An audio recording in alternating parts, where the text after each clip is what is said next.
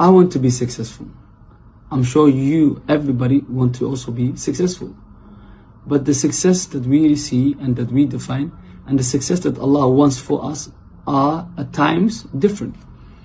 So therefore, brothers and sisters, the successful person that Allah mentions in the Quran is the believer, the one who is motivated to worship Allah, the one who loves Allah, the one who remembers Allah subhanahu wa ta'ala, the one who works for the akhirah, the one who is in awe and has certainty in Allah and His promise. This is what Allah says in Surah Al-Mu'minun, قَدْ أَفْلَحَ الْمُؤْمِنُونَ. The believers have gained success. And this is something that we all should aspire to. You know, yes, we want to be successful in this world, but to be a believer, there are very few people that have that title. So try to aspire to become of that and to become a beloved and a believer in Allah subhanahu wa ta'ala.